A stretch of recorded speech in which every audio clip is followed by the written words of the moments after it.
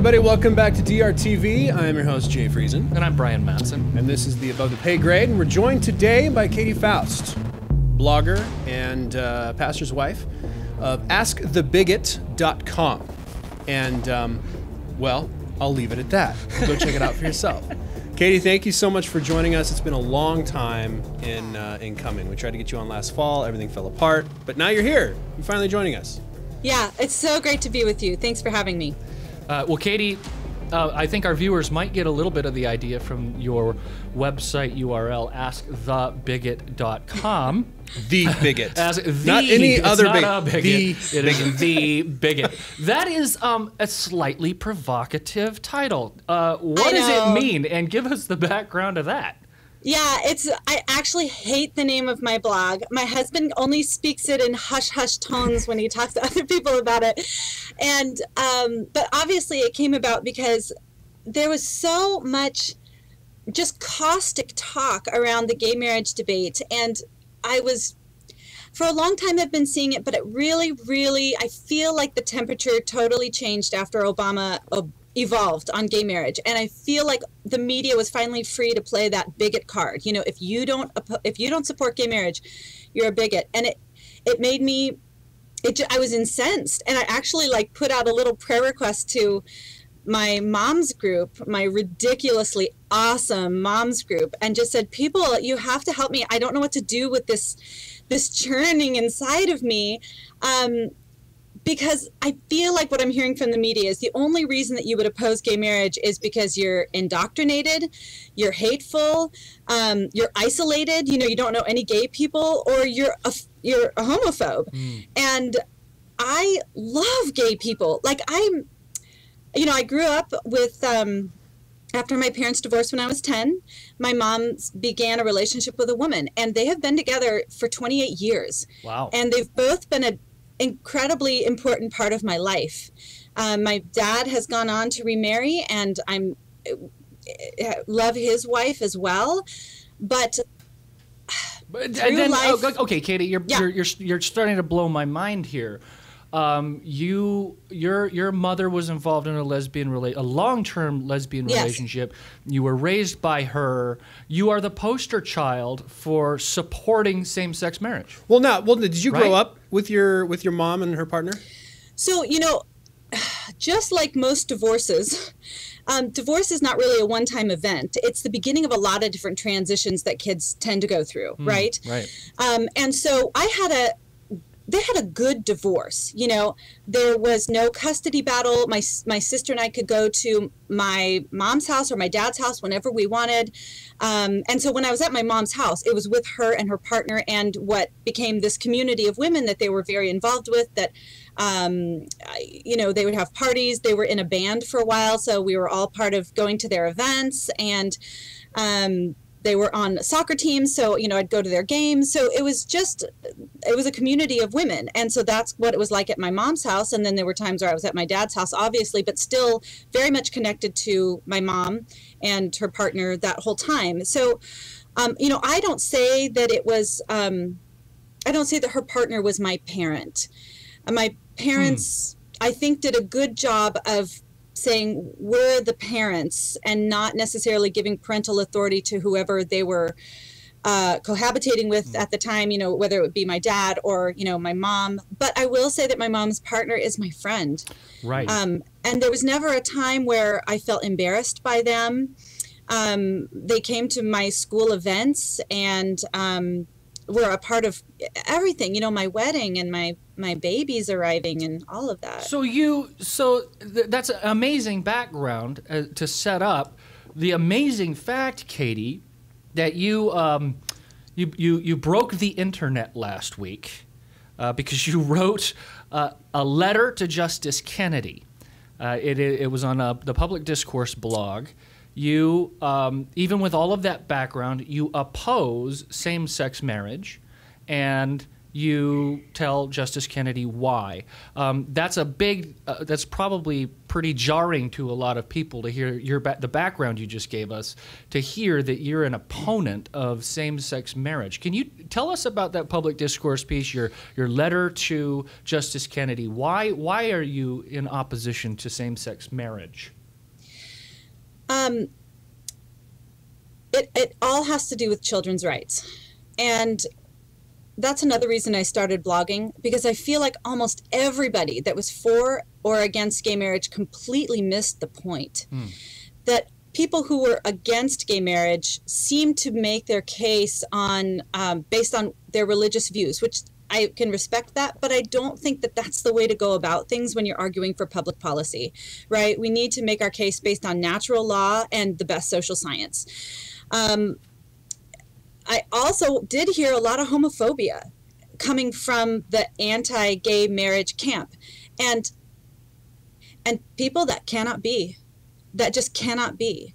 Like the gay people in my life are exceptional people and deserve our respect and our love. We should be, especially Christ followers, the very first people to get in and do life with them when they have a need, whatever it is. We need to be the hands and feet of Christ to them, because they're worth it. So that needs to be stated clearly. So this is not about the personal worth and dignity of homosexuals being less than anybody else. But marriage, the government's interest in marriage is children. Right. That is it. You know, Congress stated that when they enacted DOMA in 1996, that the only reason government is involved in marriage at all is because it has to do with children. And children suffer. Anytime a child is being raised by a same-sex couple, they have to get to that place through brokenness. And while crap happens to kids all the time, as the policymaker, which we are when we're voters, right? We get to put the cap on of being policymakers because we live in this ridiculously awesome government where we don't have to just sit and let things get handed to us. We are the ones that get to advocate for public policy. And as a policymaker, I can't endorse a family structure that's going to promote loss for children, which is what, by definition, a same-sex household will include for any child. And what you mean by that is that, by definition, these households will have either a mother or a father missing from the home. Is that what you mean? Yeah, and the child has a natural right. It's probably one of the most self-evident things in the whole of natural living, is that a child has a natural right to both of those parents. You know, the UN Convention on Child Rights recognizes this too. Now, the U.S. didn't sign on to that because there's a lot of adult pressure to reshape the family in our country. But children have a natural right to their mother and father.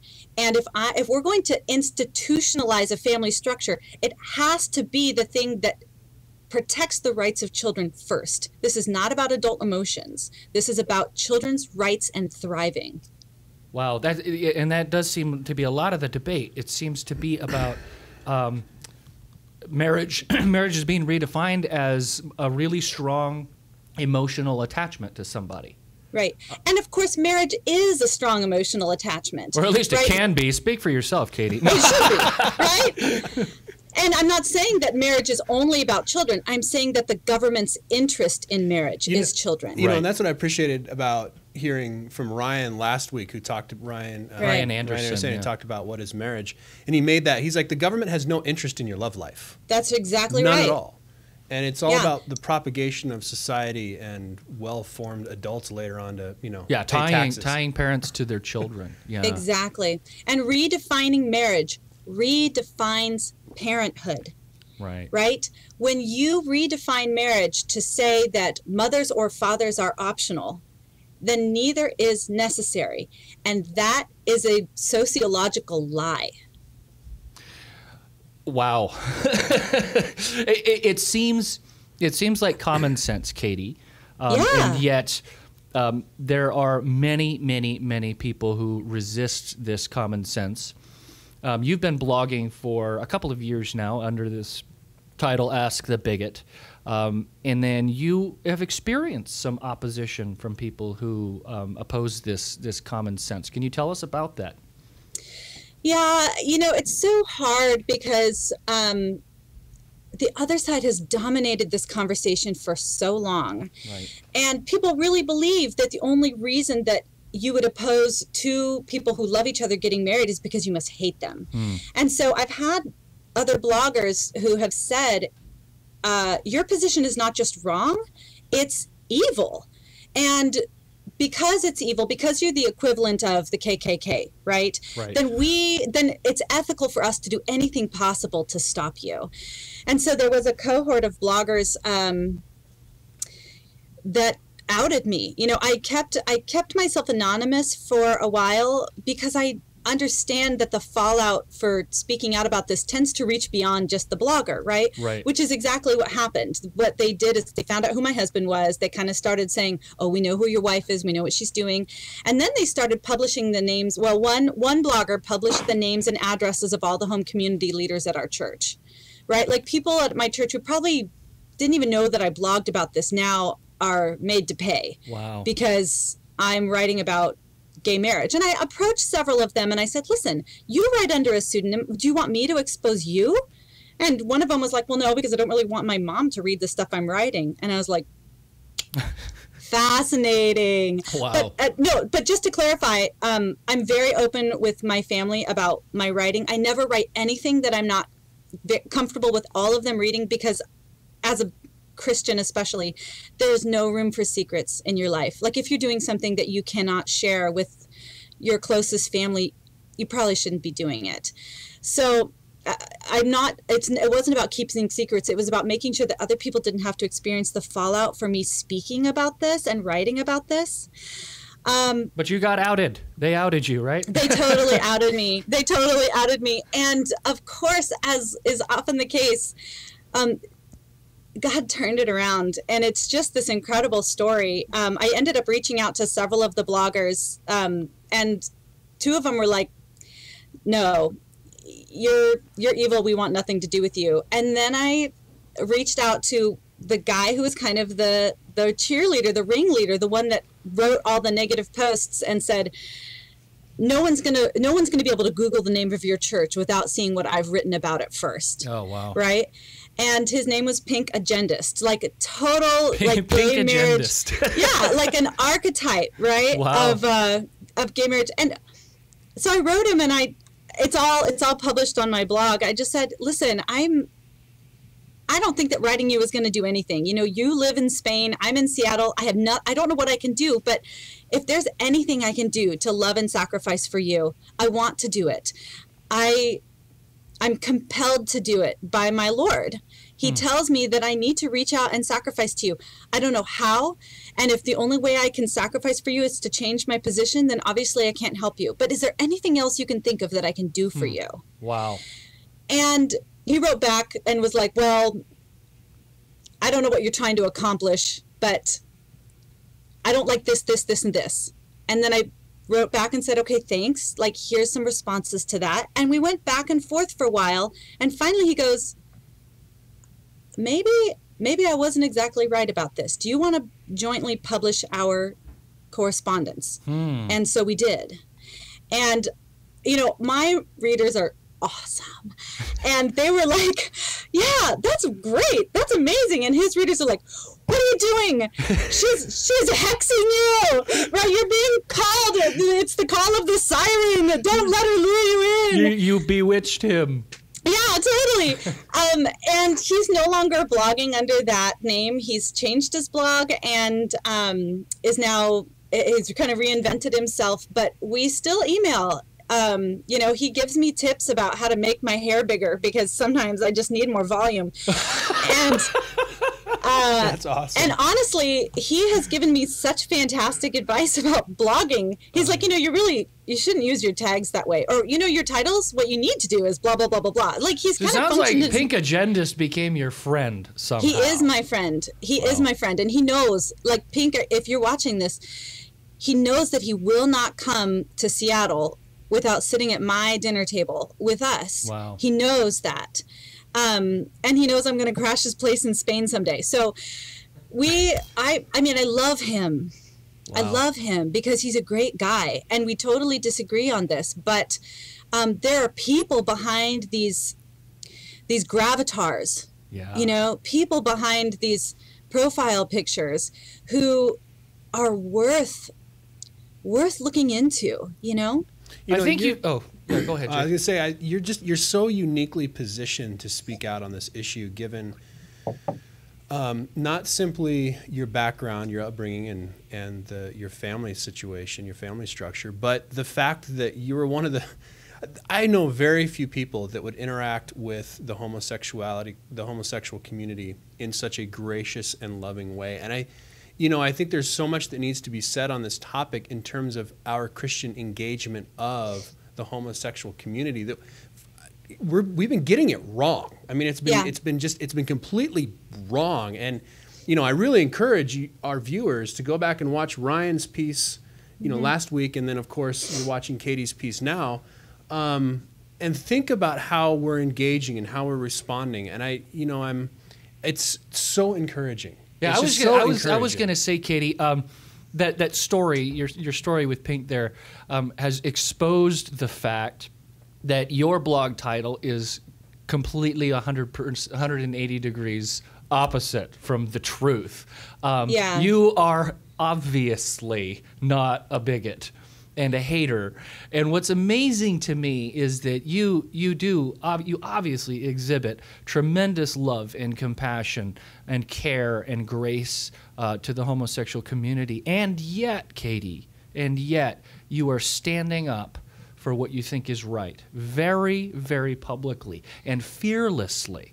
That article in Public Discourse was pulled no punches. It was fearless, and I just got to tell you, I find that combination incredibly rare, and I thank God for you. I'll tell you, it doesn't come naturally, and I don't do it perfectly. But when it comes to dealing with this issue, and I'm going to talk to Christians now because Scripture has no authority for non-Christians. So I'm just talking to Christians. Okay. If you're going to do this right, what you need to do is you need to straddle a fence that's just a little too high, right? It's very, very uncomfortable. One side is radically sacrificing for the gay people in your life with all your might, being the first person to help when they need something, being the best person to help when they need food or a babysitter or whatever. The other side of the fence is being uncompromisingly on the side of truth, right? Right. Now, all of us tend to do one or the other pretty well, but very few of us can do both. But the Holy Spirit himself is the one that fills us with grace and truth, right? Yeah. And we want to hop from one side of the fence to the other, but we can't. If you're going to be biblical, you have to do both. You've got to keep a toe on each side, and it's very uncomfortable. But that's the only way forward. And I think that those who have represented us on the pro-marriage side have had their foot only on one side of the fence. And a lot of churches who are capitulating on this issue have their foot on the other side of the fence. And so what we need is people that are willing to do what's uncomfortable and have a toe on both sides. Yeah, I think Paul's words come to mind here. Speaking the truth in love. Yeah. Doesn't that just encapsulate it? Speaking the truth in love.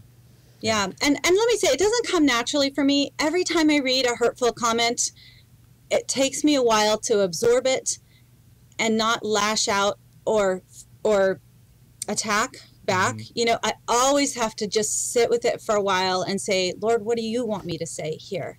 So it's not like it comes easily to anybody. Right. But can I just say, Christianity is for adults. Okay. Yeah. Rock on. That's absolutely right. Everything that Jesus asks you to do will hurt. Yeah. But it's good. Wow. I love said. Very well said, and I love the balance. And I think this needs to be reiterated to all the viewers right now. Is that this is the balance between standing firm in your beliefs what Yeah. you believe is how God set up and ordained the world, and yet still reaching out to the homosexual community like you would reach out to any non-believer. Anybody. Yeah. You would have a relationship with your straight neighbors. You would have them over for Right. dinner. You would do your best to. There's the added wrinkle, though, Jay and Katie. The added wrinkle is that other communities are not engaged in wholesale attacks on you. Okay, so this is the balance is, yes, speaking the truth. Yes, we're going to do this in love. It's in a context of hostility. Yeah, but I would disagree, because I would say that they would still, that all the other communities would treat you with hostility, as Scripture teaches. We are going to be treated with hostility, but they somehow have a modicum of grace when dealing with us. No, I understand. I'm just saying it's an additional challenge when the political heat Yeah. Yes, no, is that's hot, and there is a very vocal And opposition. you know what? Screw the political heat. Just do what's right. Just Totally. That's the thing is schmitical. I don't talk a whole lot about my advocacy on Facebook because I use Facebook as a tool to reach out to those that disagree with me. I spend a lot of time commenting on pictures and liking pictures, especially my gay friends. I want that to be the tool where I build bridges with them. Right. But I think that obviously people know that I'm a marriage advocate and a children's rights advocate.